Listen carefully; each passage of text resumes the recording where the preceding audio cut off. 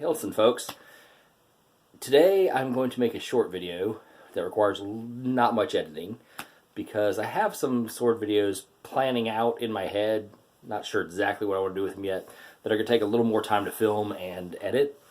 So I'll try to do those in the next few days, but I wanted to get something up because I hadn't put something up in a few days. And for ideas, I started looking around on YouTube, and I ran into one of Skylagrim's old videos where he gives instructions on how to make a inexpensive Viking shield for sparring, basically. And I thought, you know, I did that years ago for a Halloween outfit, and the shield itself has held up to sparring on occasion. I don't have many people I spar with these days, but back when I did, we had some wasters and a couple, you know, blunt stage swords and stuff we used to use, and it held up all right. So I'm going to show that to you now and tell you about its design, its features, why it's the way it is. And here it is. I chose green and black because my tunic that I had made, my Viking tunic at the time, was green, and black I just kind of thought went with it, kind of a dark camouflagey color, and since I live in South Georgia, fair enough. You see there's one hole right here. And this was actually caused by a Warhammer spike that I let someone use on this because they wanted to see how the shield would hold up.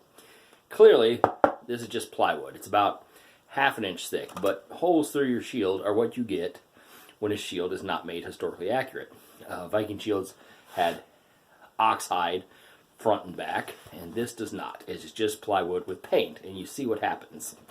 So, not great. Now, around the rim, sometimes shields were rimmed, often with rawhide. This is not rawhide. These were actually strips of leather, some of them probably fake leather.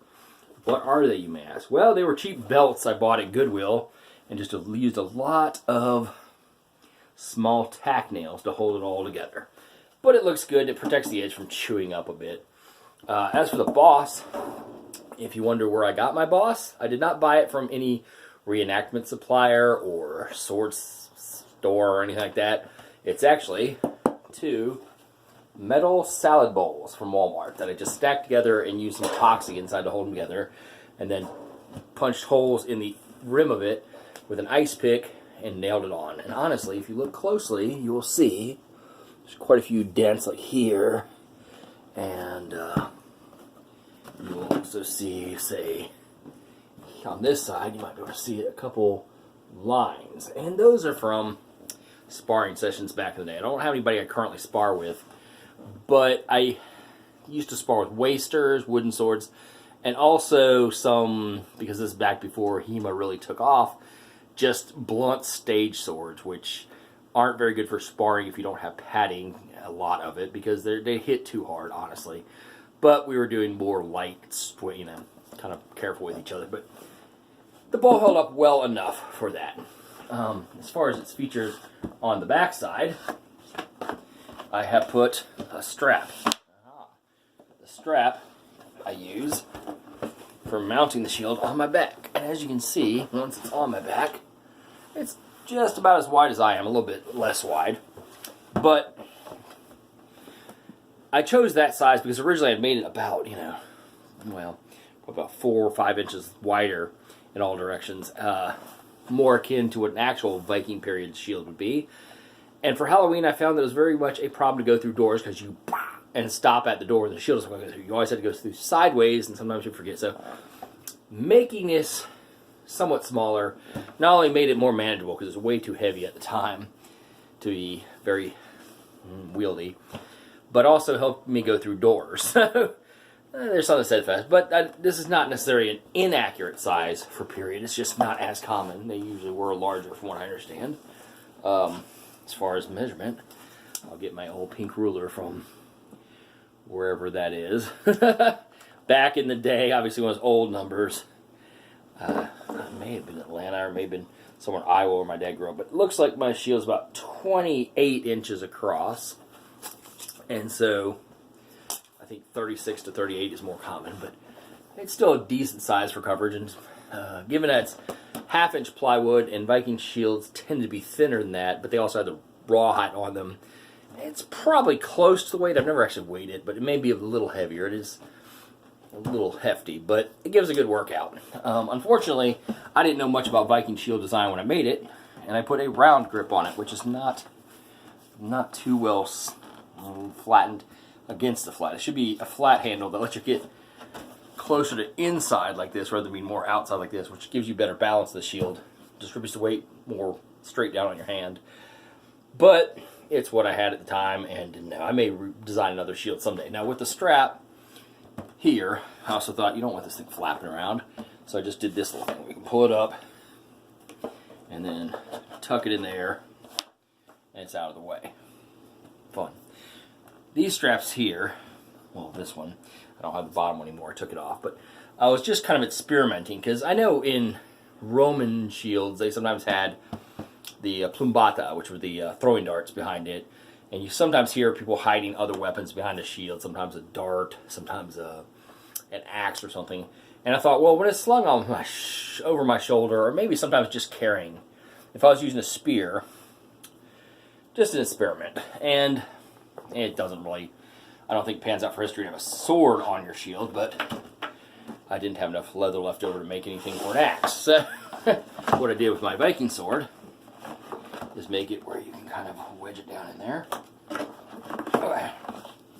I won't put it all the way in, but usually get the stud here between these two straps and kind of secure it. You can see it sticks out a little bit on bottom, a little bit on top, but it could carry it that way if it's over the back of your, you put it on your back with the strap, and if you were, say, marching long distance rather than having it on your hip. I wouldn't want to carry it that way in a battle, obviously, because your sword's sticking out, but it was just kind of a fun little experiment, and I left it there. You can see some of the holes here where I had other straps at some points and all, experimenting with different things.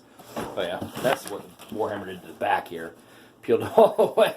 So yeah, definitely needs to be rawhide covered if you're going to take it to actual combat. I do want to show my sword here very quickly. Go closer. That is my Del 10 Viking sword. I think it's a 2105 is the number. You see this Viking ship. Well, I can't get a angle on that with my phone the way it is. But you see it's a Viking ship with two sea serpents, and that is the tattoo on my arm there that I had someone do. And drawing the sword. The name in runes, Flesh Gnar, the Gnar of flesh. And I have the first three runes I ever learned, Gaifu or Tyr, which is also my tattoo on this arm. I think you can see that well enough, maybe, there. Yes, so definitely my sword. But it's on the heavier end for Viking swords, but it is not unwieldable if you have a strong enough wrist. It's highly decorated. On the website for Cult of Heathen, they still sell this model, although the original leather grip I had to replace. It was a braided leather, it just wore out and fell off one day. But it's highly decorated, as you can see. I bought mine years ago when museum replicas still carried Del 10, and back then they said in the catalog that it was supposedly cast from an original partial hilt that was found at the Battle of Clontarf in Ireland. So I have no way to verify that. Del 10 doesn't say anything on their own site about it, and it doesn't say anything on the Cult of Athena site about that. It's just in the museum replicas. But given that Hank Reinhardt was in charge at the time, who was the founder of museum replicas, if you know who that is, he was a kind of a self-taught sword scholar, but considered one of the world's experts when he was alive. He's probably the one who wrote it, so it's possible this was cast from a original find that was in a private collection by the time it was made. However, regardless, it looks very nice and has that, highly decorated mythical kind of thing, sort of like a Conan sword, or what some people expect a Viking sword to look like. Of course, most Viking swords were fairly plain, but this was, early on into my sword collecting. It's around 94 that I got this sword, 1994. So it's before I learned a lot, although it's still a good Viking sword. I've had it since then. I've very rarely sharpened it, and it is still incredibly sharp. I don't have any paper handy, but this is thin cardboard. You can see it's just shearing through that rather well. I've cut down small pine trees about 4 or 5 inches in diameter. I've cut through hundreds of pieces of bamboo with this, and it has always held up. There's no edge damage to it. I don't know if you'll be able to see that, but no edge damage really at all. There's one tiny spot that had a very tiny nick when I was first getting into swords, I whacked it against another sword, and this sword got a tiny nick. The other sword had a huge gash in it, which I'll discuss later about my opinions on direct edge to edge. And, you know, why my opinion has not necessarily changed on how I use swords, but changed in how I view the possibility of swords being used. You know, I'll make another video on that sometime. This video is going on way too long. Hilson, good night.